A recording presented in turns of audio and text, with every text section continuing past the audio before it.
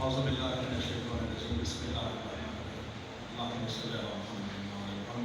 all, I would like to thank ICNAP management, all stakeholders, SEC, and especially our honorable members, honorable guests. और आज बड़ा अच्छा लग रहा है पुराने तमाम वो चेहरे जो माशाल्लाह 25 years बैक हमारे साथ थे, कई साल, दादा साहब, और especially thanks to Sajjad Saab for giving me this opportunity to present my asset management products and complete Bank-e-Zamin here.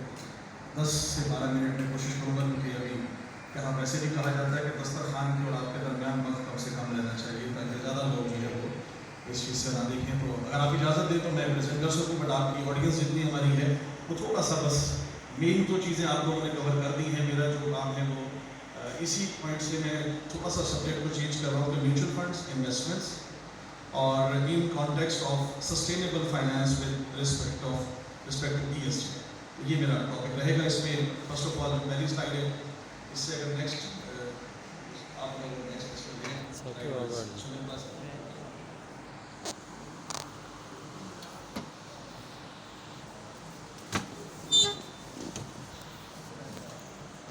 छोटा सा मेरा तारुफ है। 25 years back asset management mutual funds मैंने जो भी पंजाब में ये शुरू किया और उसके बाद माशाल्लाह बहुत से आज सामने चेहरे हैं जो पुराने मेरे क्लाइंट्स भी हैं, इन्वेस्टर्स भी हैं, भाई साहब।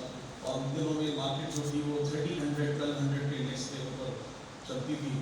और फिर एक दौर आया कि जब हमने म्यूचुअल फंड लॉन्च किया तो इंडो पाकिस्तान की जो फौजें हैं वो बॉर्डर पे आ गई और फिर मार्केट में क्राइसिस शुरू हो गए कि लोगों ने जो पैसा लगाना शुरू किया था उसमें से उनको थोड़ा बहुत लॉसेस जो है वो शुरू हो गए। But that was the time to invest. जब भी मार्केट नीचे जा रही होती है तो आप उसमें इन्वेस्टमेंट करें। गिरती हुई मार्केट में हमेशा इन्वेस्टमेंट करते हैं, या हमारे यहाँ होता है तो चढ़ती मार्केट में लोग लगा रहे होते हैं कि यार ये अच्छा है, टाइम ऊपर जा रहा है, लेकिन उसके जो सब्जेक्ट में उसमें आपके पास होमवर्क नहीं होता, कोई डीप वर्क नहीं है, कोई एनालिसिस आपके पास नहीं है, कोई आपके पास एडवाइजरीज नहीं है। स्पेशली मैं चाहूँगा कि उस पर हमारा जो फोकस है वो नेक्स्ट मैं रखूँगा। थोड़ा सा जो बात की सस्टेनेबल इन्वेस्टमेंट की और जो इन्वेस्टमेंट्स है हमारे यहाँ, खासतौर से म्यूचुअल फंड्स एक डिफरेंट सब्जेक्ट है। अगर आप में से कुछ लोगों ने इन्वेस्ट किया हो तो एक डाइवर्सिफाइड पोर्टफोलियो मैनेजमेंट है जो कि अभी अपना जो है वो प्रेजेंट कर रहे हैं लास्ट 70 ईयर्स से। और हमारा डिजिटली भी जो हम लोग अकाउंट है वो ओपन कर रहे हैं। तो गवर्नमेंट की जब आपने बात की कि पेपरलेस इकोनॉमी में हम जा रहे हैं तो बहुत आसान है कि आप विद इन 2-3 मिनट्स अपना डिजिटल अकाउंट जो है वो एसेट मैनेजमेंट कंपनी में ओपन कर सकते हैं। मेन फीचर ये है कि इस वक्त तकरीबन कोई 200 बिलियन के अराउंड हमारा जो फंड है वो मैनेज हो रहा है। और ऑलमोस्ट जो हमारी सेल्स टीम है उसको तमाम को जो है देख रहे हैं बैंक पाकिस्तान। जो बाकी डिटेल्स हैं वो उसमें मैं आप चाहूँगा कि इसके बेनिफिट्स जो हैं हमारे इसकी इम्पॉर्टेंट चीज़ें जो नज़र आ रही हैं कि एक तो डाइवर्सिफिकेशन है एसेट मैनेजमेंट के अंदर। जो आपने अभी बात की कि मैंने इंडेक्स में 1300 टाइम्स अगर आपने जो हमारे बैठे थे इन्वेस्टर अगर आपने स्टॉक एक्सचेंज से बनाया है, कमाया है, तो 1300 के इंडेक्स से लेके आज 86,000 का इंडेक्स है। तो बहुत से ऐसे लोग हैं जिन्होंने इसमें लॉसेस भी किए हैं। But timing is very important Sajjad साहब के। जैसे आप इन्वेस्टमेंट करते हैं थ्रू आउट स्टॉक एक्सचेंज में रेगुलर इन्वेस्टमेंट किया जाए, क्योंकि अनफॉर्चुनेटली हमारे यहाँ किसी भी जगह पे स्टॉक एक्सचेंज एक ऐसी जगह है जहाँ का कोई आपको कोई मार्केटिंग चीज़ें नहीं मिलती, कोई इसके बारे में इंफॉर्मेशन देने वाला नहीं है। अनफॉर्चुनेटली हमारा जो सोशल मीडिया है, जहाँ हमारा जो मेन मीडिया है, उस पर आप देखें तो मुख्तलिफ सियासी मामला तो यकीनन आपको लड़ते हुए लोग नज़र आएंगे। बट अगर उन्हीं टाइमिंग के अंदर आप CEOs को, डायरेक्टर्स को, कंपनीज को बुला के एसेट मैनेजमेंट, स्टॉक एक्सचेंज अगर वहाँ पढ़ाया जाए, समझाया जाए, तो मेरा ख्याल है हमारी इकोनॉमी ज़्यादा बेहतर तरीके से उसको हम देख सकेंगे। अभी 86,000 का इंडेक्स है तो लोग पूछते हैं जी 1 लाख कवर करेगा, आगे कहाँ तक जाएगा, स्काई इज द लिमिट। क्योंकि देखें बेस फ्रॉड करने की बात है। जितना ज़्यादा स्टॉक एक्सचेंज में आप इन्वेस्टमेंट करेंगे, किसी भी शेयर्स में इन्वेस्टमेंट करने के लिए आपको ज़रूरी है कि आपके पास एक एनालिस्ट मौजूद हो, एक फंड मैनेजर मौजूद हो जो आपके पैसे को डाइवर्सिफाइड पोर्टफोलियो में इन्वेस्ट करे। अब आप सपोज एनर्जी सेक्टर में इन्वेस्ट करने जा रहे हैं तो ये ज़रूरी नहीं है कि सारे का सारा आप एनर्जी सेक्टर में इन्वेस्ट करें। आप ऑयल एंड गैस सेक्टर में जा रहे हैं, सीमेंट सेक्टर में जा रहे हैं, बैंकिंग सेक्टर में जा रहे हैं, तो एक फंड मैनेजर जो है वो आपको एक डाइवर्सिफाइड पोर्टफोलियो जो है वो प्रोवाइड करता है। अपना फंड मैनेजमेंट आप खुद भी कर सकते हैं। इसी तरह से इसमें टैक्स के बड़े बेनिफिट्स हैं, जिसमें लेकिन म्यूचुअल फंड में जब आप इन्वेस्ट कर रहे हैं एज एन इंडिविजुअल या एज अ कंपनी, दोनों सूरतों में अब किसी का अगर अमाउंट आपके पास बैंक में मौजूद है तो उसमें प्रॉफिट और डेट की जो है वो एक चीज़ है कि आप उसके अंदर जब इन्वेस्ट कर रहे हैं तो आपका टैक्स जो है वो तकरीबन 35 से 50% के दरमियान बन रहा है। अगर आप म्यूचुअल फंड में इन्वेस्ट करेंगे तो आपका फाइनल लिएबिलिटी जो है वो 15% है। तो ये चीज़ कहीं भी जहाँ जहाँ जो फाइनेंस के लोग हैं वो तो समझते हैं चीज़ों को मामलाते हैं, लेकिन एचआर के थ्रू मैं सब चाहूँगा कि जो लोग एचआर का पेरोल एडजस्ट करते हैं देखते हैं उनको ये चीज़ें ज़रूर बताएं अपने इन्वेस्टर्स को भी, और जो बड़े बड़े आपके डायरेक्टर्स हैं, सीईओज हैं, कि उनका अमाउंट 50 मिलियन प्लस अगर किसी बैंक में मौजूद है तो वो उसके ऊपर तकरीबन 35 to 40% का जो है वो टैक्स पे कर रहे हैं। 100 मिलियन मौजूद है, जबकि वही पैसा अगर आप म्यूचुअल फंड में आप बिलियंस ऑफ रुपीज़ की इन्वेस्टमेंट करेंगे एज अ कंपनी या एज एन इंडिविजुअल तो आपकी टैक्स लायबिलिटी इज ओनली 15%। तो ये जो मेन चीज़ है वो समझने की है। इसमें वेल्थ की जो सबसे बड़ी बात है कि आपको इन्फ्लेशन को बीट करना है। इन्फ्लेशन कैसे बीट हो सकती है, वो इसी तरह से आप बीट कर सकते हैं कि जब आप ज़्यादा से ज़्यादा इन्वेस्टमेंट जो है वो डाइवर्सिफाइड पोर्टफोलियोज में इक्विटी मार्केट के अंदर आप देखें तो हमारा एक प्रोडक्ट है जिसमें हमने ये तो खैर जहाँ जहाँ भी इन्वेस्टमेंट आपके मौजूद है ये 5 प्रिंसिपल्स को आप ध्यान में रखिए इन्वेस्टमेंट करने से पहले कि आप जहाँ इन्वेस्ट कर रहे हैं तमाम उसको नंबर आपके सामने हो, बैलेंस शीट्स आप देखते हैं, कैश फ्लो है।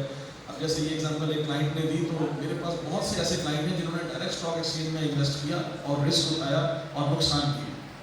सो this is an indirectly gateway to stock exchange कि आप जब एनालिस्ट के पास जाएंगे अच्छे तरीके से अपने पैसे को समझ के इन्वेस्ट करेंगे, थोड़ा शॉर्ट टर्म है, लॉन्ग टर्म है, मीडियम टर्म है, तो हर प्लान मौजूद है। आप ऐसी प्रोडक्ट लेना चाहें जो आप खुद डिज़ाइन करना चाहें वो हमारे पास टेलर मेड प्रोडक्ट जो है वो भी मौजूद होती है। इसके अलावा इसी तरह से अगर आपने आपको छोटा सा एग्जाम्पल दो, खैर ये हमारा मेन जो है वो इंट्रोडक्शन है। विजन मिशन के बाद जो मेन चीज़ है वो ये देखें कि ये है सर्कल।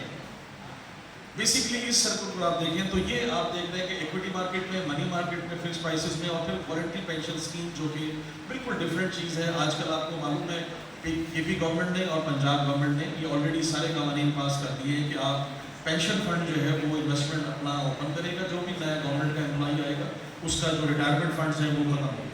तो पेंशन फंड किसी भी फंड मैनेजर का पेंशन फंड को लेंगे, उसमें वो इन्वेस्ट करेगा और उसका प्रोविडेंट फंड एम्प्लॉयर कॉन्ट्रीब्यूशन जो है वो उसमें जमा होगा। तो हमारे पास अकाउंट ओपन हो रहे हैं पेंशन फंड में और लॉन्ग टर्म ये 60 प्लस में जाके एक आपको अच्छा रिटायरमेंट बेनिफिट मिल सकता है। अभी भी जो लोग प्राइवेट सेक्टर के लोग हैं जिस एज ग्रुप में हैं, 40s में हैं, 50s में हैं, तो this is the best time to invest कि आप पेंशन फंड लें, अपना पेंशन खुद क्रिएट करें। 60 प्लस में जाके 65-70 तक आप एक अच्छा अमाउंट लेंगे। इसमें एडिशन टू दैट 20% का टैक्स रिबेट भी है। Section 63 of income tax ordinance 2001 कि आपका 20% का टैक्स बच गया और इसमें अनकैप है, और साथ में 15-14% भी अगर जैसा कि रेट ऑफ रिटर्न पीछे आ रहा है, अगर 12 से 14% का एवरेज रिटर्न भी अगर आप लें तो ऑलमोस्ट 30 to 35% का रिटर्न आपका बन जाए। सो हर साल ये कंपाउंडिंग इन्वेस्टमेंट है और ये एक लॉन्ग टर्म इन्वेस्टमेंट में आपको एक अच्छी ग्रोथ नजर आएगी इसमें। अगेन वही बात जो डाइवर्सिफिकेशन की मैंने दी आपको पूल में, और ये अभी ये है जो बेसिकली प्रॉफिट और डेट की मैंने बात की कि अगर आप जहाँ जहाँ इन्वेस्ट कर सकते हैं 20% की इन्वेस्टमेंट, और साथ में आपका जो पोर्टफोलियो है वो अलग से मैनेज हो रहा है, उसमें चीज़ें इसमें मैनेज हो रही हैं।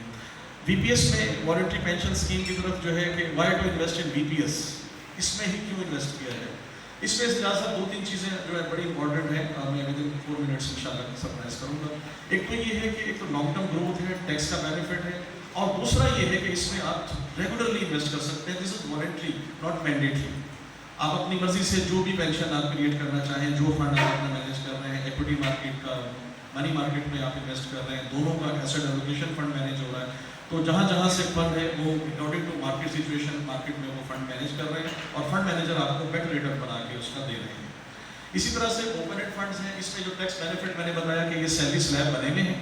आप जिस सैलरी स्लैब में फॉल कर रहे हैं आपके सामने उसका मौजूद है कि आप इन्वेस्ट करेंगे, कितना इन्वेस्ट करेंगे और कितना आपका जो है वो उसके ऊपर टैक्स का बेनिफिट आप पर ईयर ले सकते हैं, और एट द लॉन्ग टर्म आप क्या गेन कर रहे हैं उस गेन के ऊपर भी, और फिर साथ में आपका जो बेनिफिट है कि कितनी इन्वेस्टमेंट है, जो आप 10% एडिशन टू दैट करेंगे आपका रेट ऑफ रिटर्न जो है वो इनहैंस होता जाएगा। और एक मरतबा 2 मरतबा आप साल में 2 टाइम्स अपना फंड मैनेजर जो है वो अपनी स्विचिंग भी कर सकते हैं अकॉर्डिंग टू सिचुएशन कि अगर आप मार्केट इस वक्त 86,000 के इंडेक्स पे पहुंच गई है और अगर किसी ने 70,000 पे इन्वेस्ट किया हुआ था तो वो पेंशन फंड मैनेजर्स अपना जो है उसे कह के अपना जो उसकी एलोकेशन है वो ऑटोमेटिकली 100 टाइम चेंज भी कर सकते हैं। यानी अगर 100% इक्विटी में था तो वो 100% मनी मार्केट में प्रॉफिट बुक करके अपना चेंज कर सकता है, और इस पर कैपिटल गेन टैक्स भी नहीं है। सबसे जो अच्छी चीज़ है कि CGT इस पर अप्लाई नहीं कर रहा होगा, यानी टैक्स का बेनिफिट भी है और साथ में ये भी मौजूद है। और फिर इसी तरह से मतलब आप जो इन्वेस्टर्स हैं उनके कंट्रीब्यूशन है, आप ऑनलाइन फंड इन्वेस्ट कर सकते हैं, डिजिटल अकाउंट है, ऐप के जरिए आप अपना इन्वेस्टमेंट करें। तो कोई भी म्यूचुअल फंड इंडस्ट्री पाकिस्तान में जहाँ जहाँ काम कर रही है, हर बैंक ने अपना म्यूचुअल फंड और बहुत तेज़ी से ग्रो किए हैं। अगर आप उठा के मुफाद की वेबसाइट देखें, mutual fund association of Pakistan, तो उसमें आपको तमाम इंडेक्स नज़र आ जाएंगे, तमाम फंड मैनेजर्स की परफॉर्मेंस नज़र आएगी, एक एक फंड में। फिर हमारे जो इन्वेस्टमेंट पॉलिसी है, इन्वेस्टमेंट स्ट्रेटेजी है, वो ये है कि not more than 25% of the total script in one sector and not more than 5% of the total one script in OGDCL में अगर डालना है, PPSO में डालना है, BPL में डालना है, तो not more than 5% of the sector. तो इतना ज़्यादा डाइवर्सिफिकेशन है। फिर जो फंड मैनेजर है वो अपने एक्सपर्टीज़ के साथ उसको मैनेज कर रहे होते हैं। और इसी तरह से और ये है कि इसमें कभी भी किसी भी एज में जाके आप 60 से पहले अपनी इन्वेस्टमेंट जो है वो डाल सकते हैं, और 60 पे वो एट द टाइम मैच्योरिटी उसकी अवेलेबल होगी। अब एक छोटा सा मैंने दिया है कि अगर एनुअल कॉन्ट्रीब्यूशन ये हो तो लॉन्ग टर्म इन्वेस्टमेंट में कितना ग्रो कर रहे हैं आप। फाइनली अगर जो लास्ट चार्ट आप देखें तो आपको नजर आएगा कि कितना अच्छी परफॉर्मेंस रही है इस इन्वेस्टमेंट में। अगर आप 2002 से 2001 में मैं इंडस्ट्री में था, तो 2002 में इंडेक्स था 1200 का, आज जो है वो 86,000 प्लस का मार्केट का इंडेक्स मौजूद है। तो इंडेक्स का बढ़ जाना कोई हैसियत नहीं है। असल चीज़ आप ये देखा करें, जिस स्क्रिप्ट में आप इन्वेस्ट कर रहे हैं उसका EPS क्या है, उसकी प्राइस अर्निंग क्या है, उसके बाद उसके अंदर कितनी ग्रोथ मजीद नज़र आ रही है, उसकी जो कैपेबिलिटी है प्रोडक्शन की वो कहाँ पहुँच गई। तो हर चीज़ का, चाहे वो एनर्जी सेक्टर है या वो कोई पावर सेक्टर है या वो ऑयल एंड गैस सेक्टर है, सेक्टर वाइज जब आप अपनी अपनी चीज़ों को लेके चलेंगे तो वो डाइवर्सिफिकेशन के जरिए आपको लॉन्ग टर्म इन्वेस्टमेंट में प्रोवाइड कर रहा होता है। इसी तरह BPS में 60 पे रिटायरमेंट है, 60 के बाद आप पेंशन हर महीने अपनी पेंशन जो है वो अकोमोडेट करते जाएंगे टिल द एज ऑफ 75। तो ये मैं चाहूँगा कि आप सब इस पर जरूर फोकस करें, जितने हमारे यूथ है जो यहाँ अभी स्टूडेंट्स हैं वो भी, और जो अभी नई जॉब में आ रहे हैं उनके लिए।